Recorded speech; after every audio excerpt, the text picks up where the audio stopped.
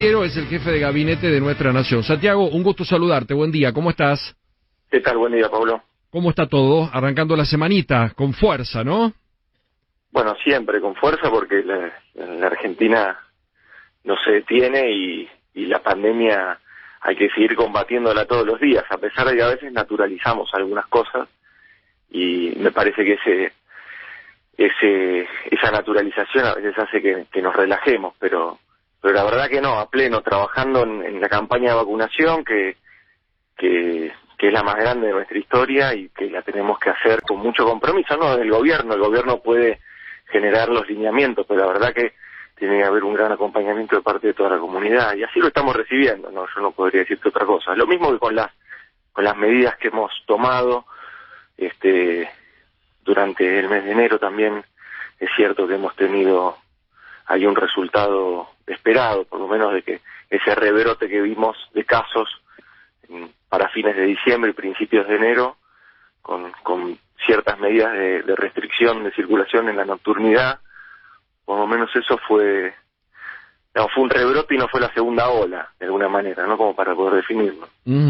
¿Cómo estamos hoy? Porque el fin de semana estamos con el nuevo DISPO, que lo han extendido, que te da a vos facultades también para mover en caso que algo esté complejo. ¿Esto es un abrir y cerrar? ¿Vos crees que nos quedamos así? ¿O hay que estar atento en algún punto, en alguna zona del país donde hay alguna preocupación? Mira, de momento vamos a seguir así, por eso el presidente extendió las medidas a partir de un instrumento legal que es el decreto de necesidad de urgencia, donde bueno, ahí se detalla todo el marco normativo, donde el jefe de gabinete tiene algunas facultades como para regular si efectivamente se disparan casos en algún lugar. Lo mismo también los gobernadores, siempre actuando en coordinación con gobernadores, con los departamentos. Nosotros tenemos departamentos sanitarios, digamos, ¿no? Entonces también ese es un buen mapa, pues un buen indicador de cómo se está dando. Ahí nosotros estamos teniendo en muchas provincias actividades de restricción de nocturnidad y eso viene dando un resultado, esto que te decía. ¿Eso te baja el número de infectados la noche? Mira, ahí lo que nosotros vimos para finales de diciembre y principios de enero, sobre todo por los estudios epidemiológicos, no por fotos, que siempre las fotos son impactantes, ¿no? Pero eso siempre hay que ir a la ciencia. Los estudios epidemiológicos lo que nos daba es que la mayor cantidad, en un porcentaje muy significativo, la mayor cantidad de contagiados era chicos entre 20 y 30 años, digamos, ahí donde más cantidad. Y bueno, eso casualmente también se podía ligar con una conducta más de fin de año, de alguna manera, ¿no? Que sí, mira, estamos todos cansados, digamos, ¿no? Exacto, hoy un infectólogo me pasó el dato, 76,1 de los infectados tienen menos de 40 años. Por eso, mira, bueno, este es el dato que se construye ahora. En su momento, cuando tomamos las medidas, teníamos también indicativos que iban en esa dirección. Ahora recién, bueno, el dato que te han pasado es el dato también que tenía la ciudad de Buenos Aires cuando hace los hisopados a la vuelta de la costa, ¿no? Así que, efectivamente, bueno, allí hay una, de alguna manera, un foco que teníamos que trabajar y eso se trabaja con la comunidad, no se trabaja desde otro lado, no hay otra forma. Es fijando pautas, fijando normas, pero también acudiendo a que la ciudadanía en su conjunto tome cartas en el asunto, y así lo ha hecho, porque la verdad es que más allá de episodios que ocurrían y que ocurren, lo cierto es que la gran mayoría de los argentinos que pudieron tomarse vacaciones o descansar unos días, lo hicieron con mucha responsabilidad también. Te llevo al tema vacunas. Yo creo que hay un tema que a ustedes los exime, que es la falta de producción, porque todo el mundo está buscando vacunas a lo loco y es muy difícil, pero por otro lado también veo ese excesivo optimismo y tirar cifras, y vienen 5, y vienen 4 millones, y vienen no sé cuánto, y después la decepción de la realidad cuando te dicen, che, el laboratorio está atrasado, o mirá que primero está no sé quién, o lo que prometimos no lo podemos cumplir. ¿Cómo nos manejamos con el tema de las vacunas para no caer en la decepción de aquel que hace meses que está encerrado y que necesita sí o sí la vacuna, y no es el caso nuestro, que a pesar de todos los líos, o con COVID que nos agarramos, o sin COVID, llevamos una vida más o menos normal? No, mira, yo estoy de acuerdo. Hay una gran, hay un programa mundial con el tema de la producción de la vacuna. Esto es un dato. De la realidad, a los argentinos y argentinas no se les escapa eso, ¿no? Hay que pensar que no saben lo que está sucediendo en el resto del mundo, en la región, en Europa. Los argentinos y argentinas saben que hay países que están denunciando a los laboratorios, y hay un gran lío ahí, es la realidad. Lo que hicimos nosotros es exhibir con mucha transparencia el contrato que habíamos firmado. Porque por un lado, Pablo, a ver, lo que decían era que lo que se había firmado era, digamos, no era adecuado. Bueno, entonces exhibimos lo que firmamos. Bueno, y cuando nosotros exhibimos lo que firmamos, ahí con claridad está establecido cuáles son las fechas. Las fechas siempre entre paréntesis, ¿no? Pero con un rango, pero las fechas que se deberían cumplir con el tema de las entregas. Eso es lo que nosotros hicimos. Actuamos con mucha transparencia y evidentemente, bueno, lo que sucedió es que se tomó eso como parte de este triunfalismo que se le quería decir al gobierno. No, lo que nosotros hicimos fue realmente exhibirlo con la ciudadanía, porque así nos parece, lo que se había firmado en este acuerdo de compra de vacunas con Gamaleya. Lo mismo que lo hemos hecho con las vacunas de AstraZeneca y Oxford, por ejemplo, o lo mismo que hemos hecho de exhibir cuáles son los acuerdos que tenemos con el Fondo de la Organización Mundial de la Salud, que es este Fondo COVAX. Es decir, la Argentina tiene que actuar con mucha transparencia con respecto a los datos y con respecto a los logros que va teniendo. Bueno, en este caso eran logros contractuales, si querés. Lo cierto es que no escapa a la situación que vos decís. Bueno, se produce angustia pero nosotros somos los primeros en percibir eso, y en angustiarnos también, porque cuando los plazos de cumplimiento de los contratos se van estirando, es así. También, pero eso es lo que ha sucedido, ¿no? Exacto. También hay que decir lo que yo quiero decir es que sí. Porque a veces se manifiesta como que el gobierno buscó hacer un golpe de efecto, manipular la opinión pública. Todo lo contrario, lo que hicimos fue exhibir con mucha transparencia lo que la Argentina había firmado. O sea, los laboratorios hoy, de acuerdo a tu opinión, no están cumpliendo con lo prometido. Bueno, eso está claro, ¿sí? Eso está sucediendo en el mundo, no solo de Argentina, porque también acá... no, se quejan todos, ahora se quejan todos. Bueno, sí. Por eso te digo, eso le pasa a Alemania, le pasa a Italia, le pasa a muchos países. ¿Y cuál es la próxima? Porque hoy tenemos el tema de los rusos, y ellos mismos se están diciendo y reconocen que estamos atrasados, y con su producción en la India, en Corea del Sur, andan con líos. ¿Dónde ves la luz para decir, bueno, el próximo número de vacunas, no demos número porque si no armamos lío, pero son los de AstraZeneca? ¿Por dónde viene la mano? ¿Por dónde viene el camino? Mira, el camino viene por reconocer que el gobierno nacional siempre actuó con mucha responsabilidad y trató de negociar, y sí, continúa negociando con todos los laboratorios que están avanzados con el tema de la vacuna. Y a medida que eso se vaya cerrando, vamos a seguir exhibiendo los datos con mucha transparencia, como lo venimos haciendo. Vos sabés muy bien que se arrojó siempre mucha duda con respecto a la vacuna, a la Sputnik. Y parte de esa campaña en contra que se ha hecho, una parte es guerra de laboratorios, ¿no? Es algo más global, si querés. Sí. Pero también acá hubo una versión local de tratar de desprestigiar no solo las acciones del gobierno, sino también la vacuna, que es lo que nos va a inmunizar. Así que terminó siendo una discusión bastante nefasta, porque una parte de la oposición lo tomó como si fuera una cuestión ideológica el tema de la vacuna. Y la verdad es que nosotros lo que venimos haciendo es tratando de conseguir las vacunas en un momento donde el mundo está en esta situación y donde se puede ver con claridad, digamos, todo el hemisferio sur, la diferencia que tiene con el hemisferio norte. El hemisferio sur le ha costado muchísimo conseguir vacunas. Sí, muchísimo. Sí, está. Son 6.400 millones de vacunas que necesitamos para el mundo. Así que ahí tenemos un número realmente fatal. Te llevo al tema... Fíjate, de esas cantidades de vacunas, el hemisferio sur, cómo viene avanzando en los contratos. Ya hay muchos países que ni siquiera han tenido contratos, ni siquiera han tenido la posibilidad de firmar un contrato con un laboratorio. Realmente es un problema, digo, con esto no quiero decir la Argentina, no, para nada. Lo que quiero decir es, fijémonos que la pandemia lo que ha hecho también es... ha tenido momentos de mucha cooperación mundial, global, entre países, pero ahora en el momento de la vacuna se empieza a cerrar y empieza a primar un egoísmo que no es el egoísmo, que justamente es este egoísmo el que hace que las potencias del mundo estén concentrando la compra de vacunas y el resto de los países no tengan acceso. Eso está sucediendo.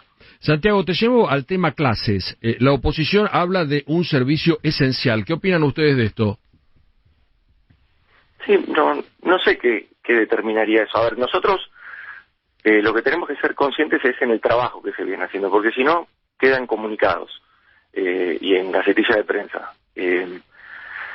Desde todo el año pasado, el Gobierno Nacional y las provincias y el jefe de gobierno de la Ciudad de Buenos Aires, con todos sus ministros de Educación y ministras de Educación, fueron trabajando en el Consejo Federal de Educación.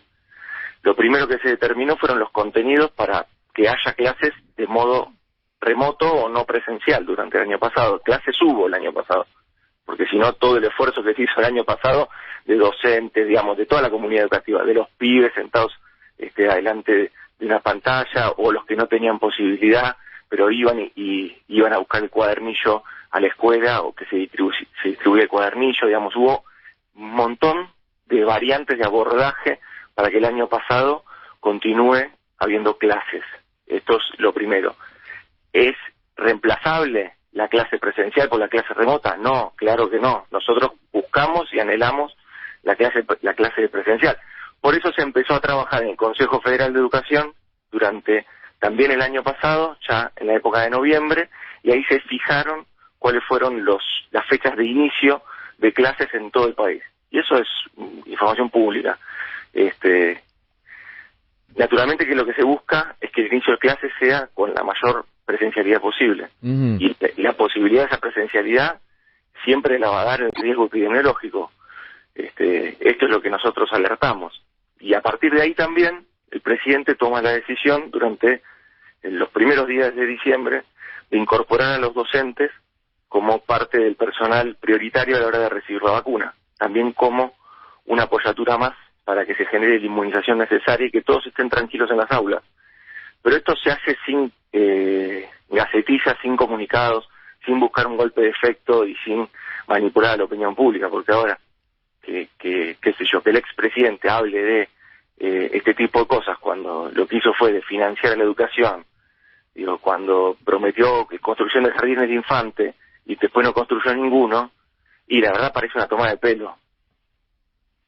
Te cambio un minuto y te llevo a Formosa. ¿Dan por terminado con el informe que les ha llegado por parte de Pietragala lo que sucede en la provincia, o van a ampliar un poquito más la situación? No, para nada. Ese es el disparador para un trabajo. Lo que hizo el secretario de Derechos Humanos fue ir y entrevistarse con toda la comunidad, primero con las autoridades, pero con toda la comunidad, visitar algunos centros de aislamiento y determinar algo que a priori parecía bastante descabellado, ¿no? Que se confundía un centro de aislamiento con un centro clandestino de detención. Y eso no ocurre, eso no hay en la Argentina, eso no hay en Formosa. No hay centro clandestino de detención. Eso no es así, no hay violación a los derechos humanos en Formosa. Sí, y el secretario lo determinó también, sí hay casos de violencia institucional de la policía que se están estudiando. Lo que hizo el secretario, y que es el trabajo que tenemos que hacer durante esta semana del Ministerio de Justicia, es continuar avanzando en el trabajo del abordaje que se va a seguir haciendo. Es un disparador, para nada está terminado el tema. Ahora, tampoco hay que hacer un estiramiento político. Claramente que muchos de los que están en los centros de aislamiento están enojados. Ahora, enojar más a los enojados no va a resolver nada. Lo que tenemos que ver es de qué modo el gobierno nacional continúa actuando en cada una de las provincias, como lo ha hecho en otros casos, porque también lo que ha sucedido es que, sí, claramente, durante la pandemia durante la pandemia y antes, digamos, también, pero durante la pandemia, ya que estamos hablando de esto, efectivamente hubo casos de violencia institucional. Muchos de esos casos se fueron estudiando y en algunos casos hasta se apartaron a las fuerzas que habían participado de eso. Y lo digo, qué sé yo, por el caso de Chaco. ¿Se acuerdan cuando una parte también de la policía entró y hizo un barrio Cuom? ¿Se acuerdan esa? Sí. Bueno, el caso de Abigail, ¿no?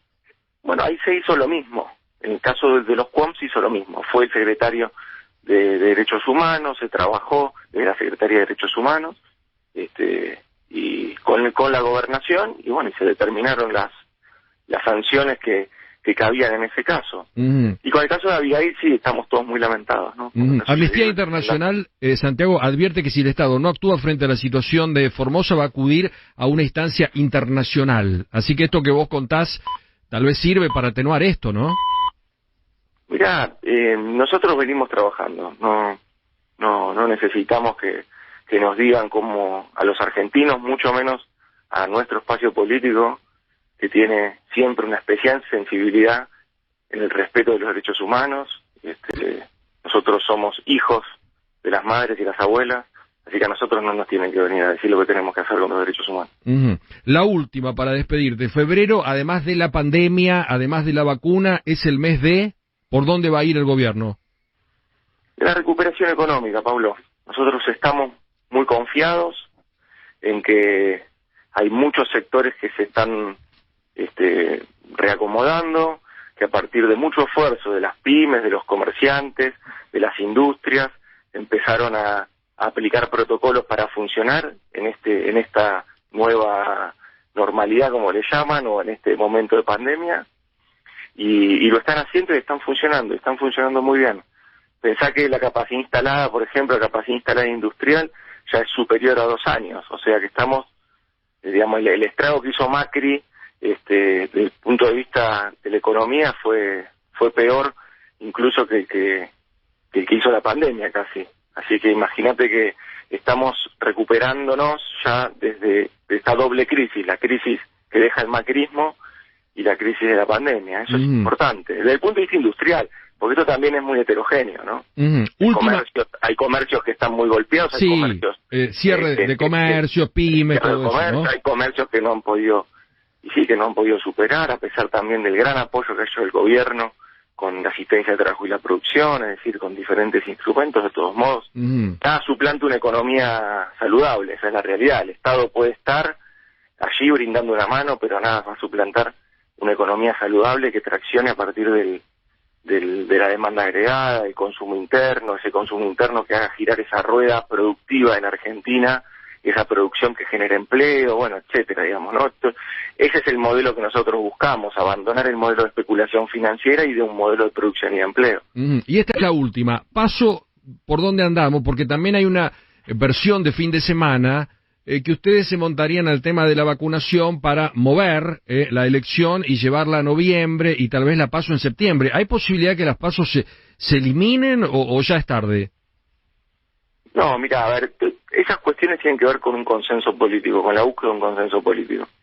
La búsqueda del consenso político, como bien sabes, pueden estar quienes adhieren al gobierno, pero el consenso político necesita de una parte de la oposición, por lo menos, que esté dispuesta a dar el debate. Eso es parte de la construcción que se hace en el Poder Legislativo, fundamentalmente.